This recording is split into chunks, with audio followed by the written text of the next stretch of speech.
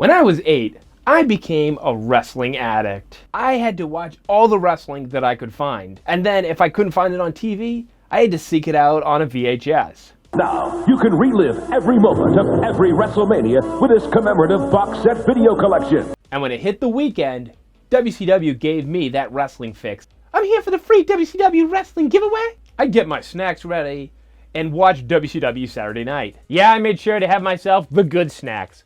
Austin brand peanut butter crackers. Nothing tames the hungries like Austin cracker sandwiches. And the soda that you can get from BJ's. Obviously, you have to have the orange soda, but grape soda will do in a pinch. Now for something sweet, well, I was addicted to Garfield fruit snacks. A nice trip! Gotcha. Oh, come on, Garfield, share your fruit snacks. Garfield fruit snacks, great tasting. And good looking! I'd even write down the results of each match. Look at the OCD on display here. We got scripted Christmas events where wrestlers and Beanie Babies entertain. And if I have to read this handwriting, we have stars like Pipper and Jang Be Bad, one of the Boschwakers, Earthquack, Jake Snack, Bodie Man. If this was Toy Story and I was Andy, Hulk Hogan became my Buzz Lightyear. He shot to the top of that toy hierarchy.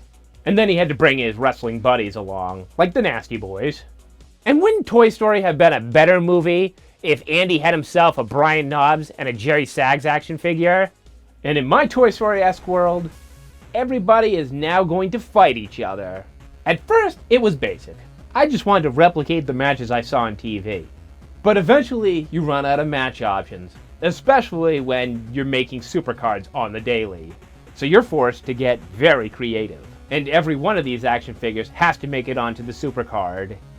I even had divisions and power rankings. I had an Excel spreadsheet with wins and losses recorded.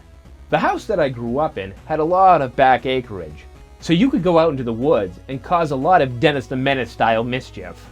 You start by going downhill through a little makeshift path that makes sure that you don't end up in bushes. Off into the woods they go. Watch your step going down there! At the bottom of the hill was a DIY built bridge over a little babbling brook. To the left side was a thrown away dog cage that I don't even know if was ours or if it was somebody who threw it away a long time ago. And throwing away that doghouse was not going to be an option. It had been sitting in that mud so long, it had become entrenched in it. It was Mother Nature's property now. It's not nice to fool Mother Nature. But the land surrounding that bridge wasn't exactly child safe. You wouldn't want to walk around all Shoeless Joe Jackson is what I'm saying. From what I learned, up until like the 70s, people just took their trash and threw it out as far into the woods as possible. Every litter bit, thoughtlessly dropped, blemishes a bit of America. To not look at it, but not also have to go to the dump and pay disposal fees. Daddy, you forgot. Or just take the trip to the dump. So this land had a lot of glass bottles hanging around. And if I was to go further up the street, there used to be a road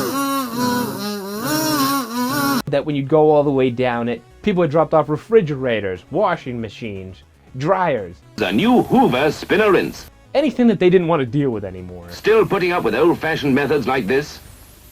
Lifting heavy bowls of water? But don't worry, environmentalists. They've cleaned up that area at least like 20 years ago. Don't be a litter bug, cause every litter bit hurts. Do you think mud, glass, and a rickety bridge kept me away from that area? Absolutely not. I feel the need for speed. In fact, me and my friends would take our bikes, go down this makeshift path, not have any control of the bike as it's speeding along, trying to avoid a tree, and getting to the rickety bridge at the end. And at least 60% of the time, you went flying off course and slamming into a tree, or you'd hit the bridge and fall off the side into the creek. Yeah, nothing was more fun than a combo of mud and blood. But while I wasn't trying to kill myself, I guess I was having the action figures kill each other. The match I had the most vivid memory of is Samurai Leonardo going up against the real Ghostbusters Peter Venkman. Peter Venkman, Ectoplasm, Stay Puft Marshmallow Man, and other figures each sold separately. Why was my favorite Ghostbuster going up against my favorite Ninja Turtle at the time, before it changed to Michelangelo?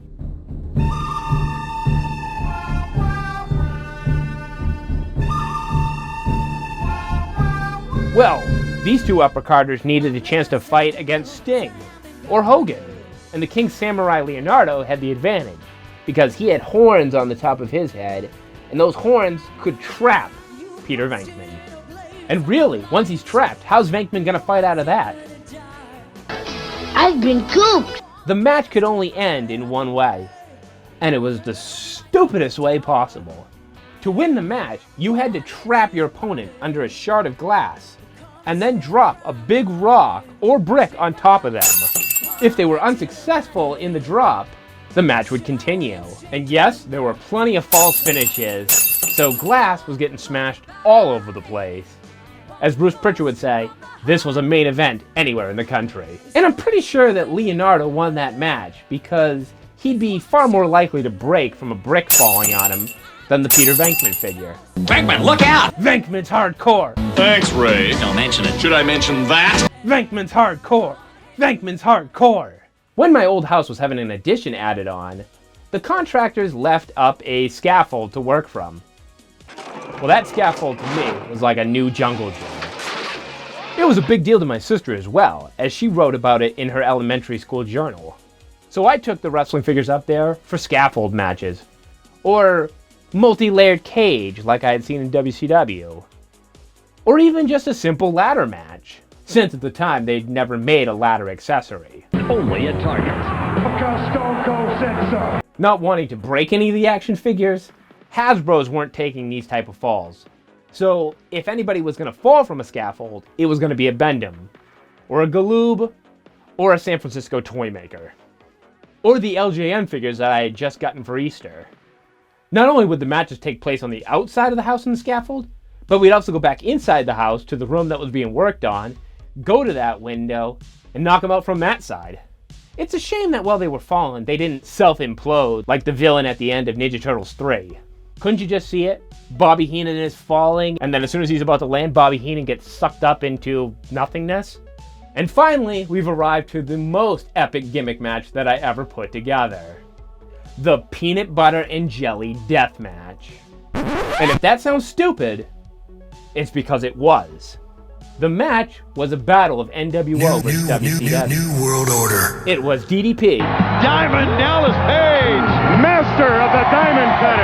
Versus Six. Except there was no Six action figure, so I had to use the 1-2-3 Kid Bendham. There was no DDP figure, so I got real creative and used a starting lineup's Boomer Esiason.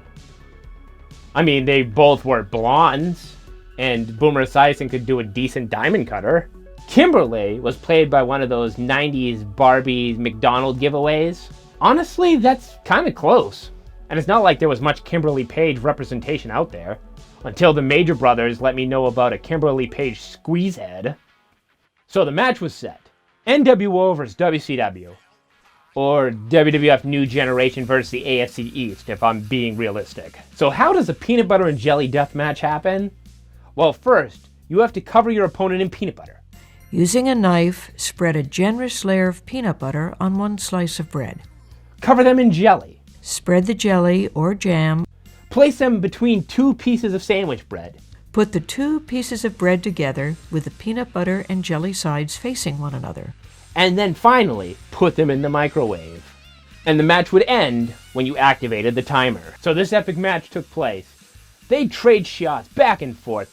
Both hit each other in the head with the butter knife. Till at a certain point, Six was covered in peanut butter and jelly. He stumbles forward and takes the diamond cutter, bounces back, lands on the bread, and at that point DDP places the other loaf on top of him and slides him into the microwave. And wouldn't you know it, DDP hits the timer and he's won the match, and apparently there's pyro. Yup, the microwave is exploding right now. Bendhams have wire in them. Bendhams have wire in them. So I panic. I shut the microwave off and I bolt right over to my grandmother's house. For the rest of the day, I'm hoping I didn't just screw up the microwave.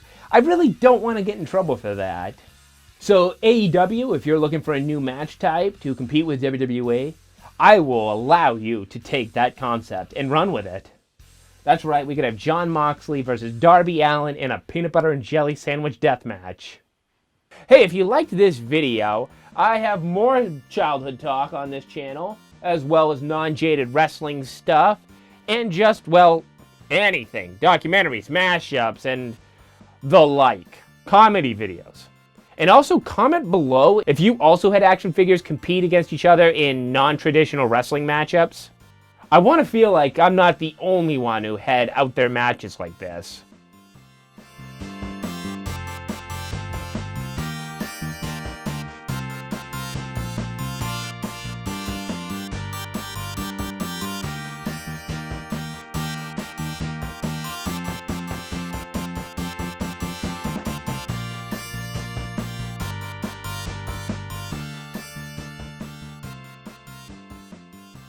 Remember, kids, don't be a dirty bird. Give a hoot. Don't pollute.